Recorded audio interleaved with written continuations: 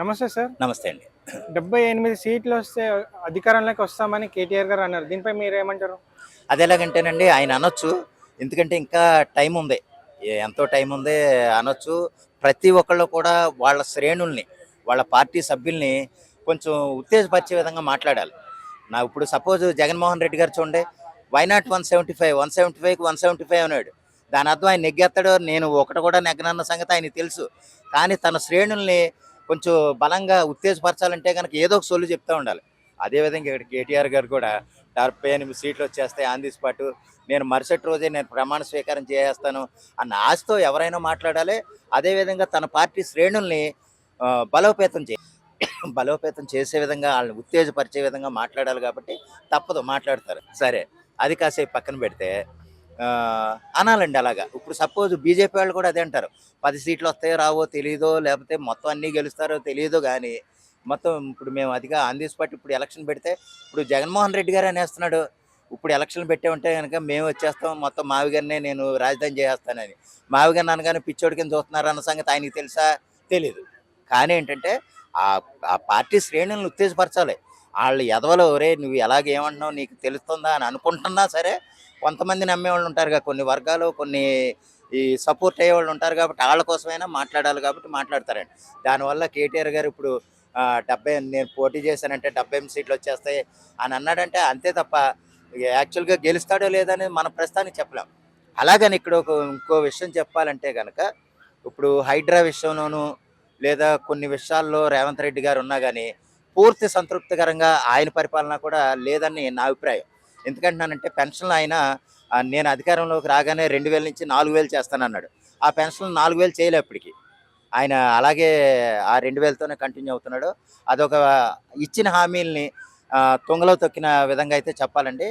అయితే ఏంటంటే ఈ ఇటువంటి కొన్ని లోపాలను దృష్టిలో పెట్టుకుని కేటీఆర్ గారు కూడా నేను ఇప్పుడు అది మేము పోటీకి వెళ్తే కనుక 78 సీట్లు గెలుస్తాం అని చెప్పడం, అలాగే కాంగ్రెస్ పార్టీ పరిపాలన లేదా రేవంత్ రెడ్డి పరిపాలన సరిగా బాగోలేదని చెప్పడం కూడా ఇటువంటి కొన్ని ఉదాహరణలుగా చెప్పుండొచ్చు.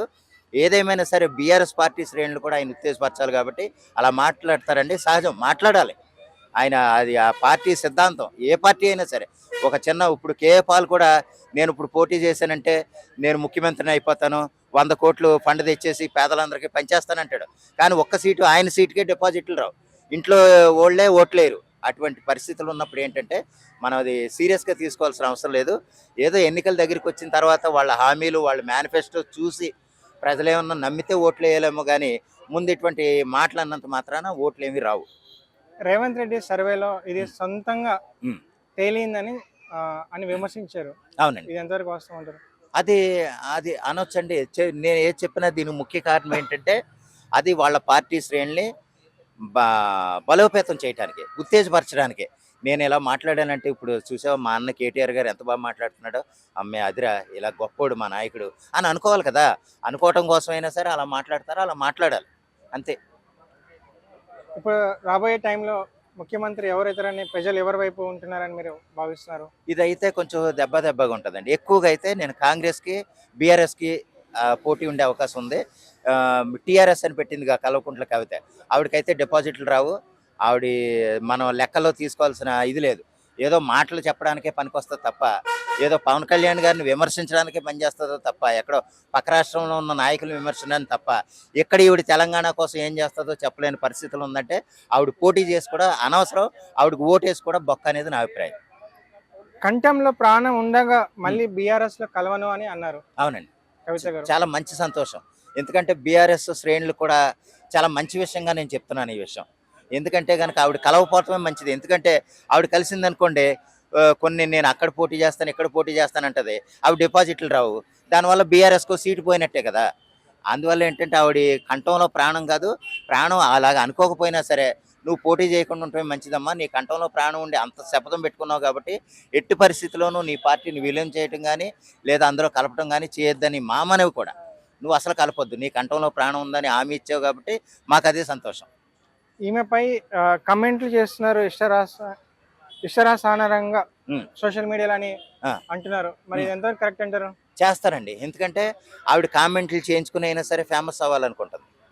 ఎలాగంటే ఇప్పుడు పవన్ కళ్యాణ్ గారిని తిట్టడం వల్లే కదా ఇప్పుడు, లేకపోతే కల్వకుంట్ల కవిత ఎవరో కేటీఆర్ కూతురు, కేటీఆర్ అక్కగానో, లేకపోతే అదే కేటీఆర్ చెల్లెలుగాను, లేకపోతే మన కేసీఆర్ గారి కూతురుగాను తెలుసు. ఏదో బీఆర్ఎస్ పార్టీ పెట్టిందని, కానీ దాని విధి విధానాలు మనకేం తెలియదు, అదే టీఆర్ఎస్ పార్టీ పెట్టిందని. కానీ ఏంటంటే పవన్ కళ్యాణ్ గారిని ఎప్పుడైతే విమర్శించడం మొదలెట్టిందో, ఇక్కడ కూడా ఆంధ్ర తెలంగాణ మళ్ళీ వాళ్ళ నాన్నగారు ఏ విధమైతే విద్వేషాలు, ప్రాంతీయ విద్వేషాలు రెచ్చగొట్టి పబ్బం గడుపుకున్నాడో, సేమ్ అదే స్ట్రాటజీ ఈవిడ కూడా ఉపయోగించాలనుకుంటుంది. ఆ విధంగా మనం కూడా అధికారంలోకి వచ్చేసి 10 సంవత్సరాలు ఏలేయాలనుకుంటుంది ఆవిడ. కానీ ఆవిడ పగటికల్లో ఎవరో నమ్మే స్థితిలో లేరండి. ఒక్కసారి చూసిన జనాలు మళ్ళీ ఈవిడ్ని కూడా చూసేస్తారంటే కనుక ఇక తెలంగాణ మిగిలిన ప్రజలు కూడా తూ అని ఉమ్మేస్తారన్న సంగతి ఆవిడకి తెలుసో లేదో కానీ అది మాత్రం వాస్తవం. ఆంధ్ర కాంట్రాక్టర్ల నుంచి 1400 కోట్లు వచ్చినాయి బీఆర్ఎస్ పార్టీకి డబ్బులు అని విమర్శించారు. దీనిపై మీరేమంటారు? ఆంధ్ర కాంట్రాక్టర్లు అయినానండి, తెలంగాణ కాంట్రాక్టర్లు అయినా ఎవరైనా సరే వాళ్ళు హైదరాబాద్లో ఉన్నవాళ్ళే. పేరుకి ఆంధ్ర. ఇప్పుడు చిరంజీవి గారు 35 ఏళ్ళు వచ్చింది హైదరాబాద్లో, ఆయన కొన్ని వందల ట్యాక్సులు కడుతున్నాడు ఇక్కడ. ఆంధ్రావాడు అని ఇప్పుడు ఎడుతున్నారంటే వాళ్ళు ఇంక ఏ బతుకుతున్నారో నేను ప్రత్యేకంగా చెప్పలేను. 35 ఏళ్ళ నుంచి కొన్ని వందల ట్యాక్స్ కట్టినప్పుడు తెలంగాణ కట్టాడు ఆయన, ఆంధ్ర కాదు. తెలంగాణ కట్టేటప్పుడు ఏ ప్రాంతం వాడవుతాడు? అంతే కదా. ఆ మాత్రం చిన్న ఇది కూడా తెలియని ఎదవలందరూ కూడా రాజకీయాల గురించి మాట్లాడేసి ఇదేదో పవన్ కళ్యాణ్ పక్క రాష్ట్రంలో ఉప ముఖ్యమంత్రి ఉన్నాడు, ఆయనకు అంత ఫేమస్ కాబట్టి ఆయన గురించి మనం మాట్లాడితే మనము ఫేమస్ అయిపోదాం వాగటంతో దీనికి అదొక పెద్ద విషయంగా మనం పరిగణించక్కలే. ఏదో ఇందాక ఏదో పార్టీ గురించి మాట్లాడినప్పుడు తన వర్గాన్ని, తన పార్టీ శ్రేణులు కూడా బలోపేతం చేయాలి కాబట్టి, ఏదో మాట్లాడాలి కాబట్టి అలా మాట్లాడైతే చూసావా ఆంధ్రవాడిని ఎలాగ ఎక్కు తొక్కేస్తున్నాం మా కవితక్క అని అనేస్తారనేసి అనుకుంటుంది. కానీ తిరిగి తొక్కుతారు, డిపాజిట్ లేకుండా పోతున్న సంగతి ఆవిడకి అర్థం అవట్లే. ఇక్కడ తెలంగాణ ప్రజలు ఎవరో ఆంధ్ర వాళ్ళని ఎవరు ఏమనరండి. కేవలం అధికార కోసం, అధికార దాహం కోసం ఏడిచే నాయకులు మాత్రం అలా ఏడుతారు తప్ప ప్రజలు, ఆంధ్ర ప్రజలు, తెలంగాణ ప్రజలు కలిసిగట్టిగానే ఉన్నారు, కలిసిగట్టిగానే ఉంటారు. అందులో ఏం తేడా లేదు. గతంలో షర్మిల గారు కూడా ఇక్కడ తెలంగాణలోకి వచ్చి పోటీ చేశారు, అంతగా అనుకున్నంత స్థాయిలో రెస్పాన్స్ రాలేదు. అవునండి. మరి ఇప్పుడు వచ్చే ఎన్నికల్లో మరి కవిత గారికి ఏమన్నా రెస్పాన్స్ ఉంటుందా? ఏమైనా సీట్ గెలిచే అవకాశం ఉందంటారా?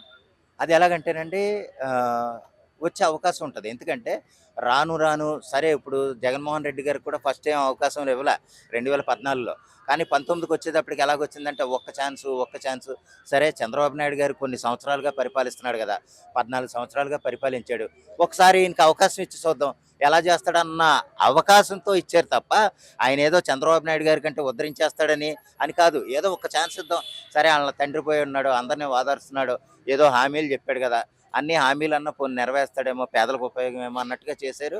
ఒక ఛాన్స్ ఇచ్చారు, తర్వాత టర్మ్లోనే మొత్తం చిత్తుగా ఓడించేశారు. అది వేరే. ఇక్కడ ఏంటంటే అటు కేసీఆర్ గారికి జరిగినట్టుగా ఇక్కడ కల్వకుంట్ల కవిత గారికి జరుగుద్దని నేను అనుకోవట్లేదండి, జరగదు కూడా. ఎందుకంటే అప్పుడేదో స్ట్రాటజీ వర్కౌట్ అయింది. ఆంధ్ర వాళ్ళు, తెలంగాణ వాళ్ళు ఆంధ్ర ద్రోహులు అది ఇదని వాగాడు, ఏదో పని అయింది, ఏదో నిజంగా అనుకున్నారు, భ్రమపడ్డారు, ఓట్లు వేశారు, తెలంగాణ వచ్చింది. సోనియా గాంధీ గారు ఏదో చీట్ చేసి అయినా సరే తెలంగాణ ఇచ్చారు, అది సంతోషమే. కానీ అదే రాజశేఖర రెడ్డి గారు ఉంటే కనుక ఇప్పటికీ తెలంగాణ ఆంధ్ర కలిసే ఉండేది. ఇప్పటికీ కూడా ఇన్ని విద్వేషాలు రెచ్చగొట్టే మాటలు మాట్లాడేవాడు, కాల్చిపాటు దొబ్బేవాడు అనమాట. అటువంటి నాయకుడు, అటువంటి గొప్ప నాయకుడు మళ్ళీ లేక ప్రతి ఎదవ మాట్లాడాల్సి వస్తుంది. కానీ యాక్చువల్గా రాజశేఖర రెడ్డి గారు ఉండుంటేనండి ఈ జోసఫ్ రావణం, లేకపోతే ఈ జడ శ్రవణ్ గారు మాట్లాడే అవకాశం ఇవ్వడు. మొత్తం ఆడికి వేసేయటమే, సైలెంట్గా వేసి దొప్పితే ఆడి కనపడ్డనమాట. అటువంటి అవకాశం, అటువంటి సీరియస్గా తీసుకునేవాళ్ళు లేక ప్రతి ఎదవ మాట్లాడి ప్రతి ఒక్క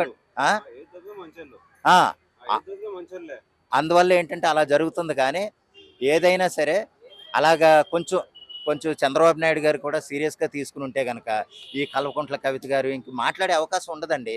కొంచెం ఆ సీరియస్నెస్ లేక, కొంతమందికి ఆ ఉద్దేశాలు లేక అలాగా స్తబ్దుగా ఉండటం వల్ల ఏంటంటే కొంతమంది నోరు తెరిచి ఎక్కువ మాట్లాడేస్తారు అంతే, అంతకంటే ఏం కాదు. Thank you. Thank you.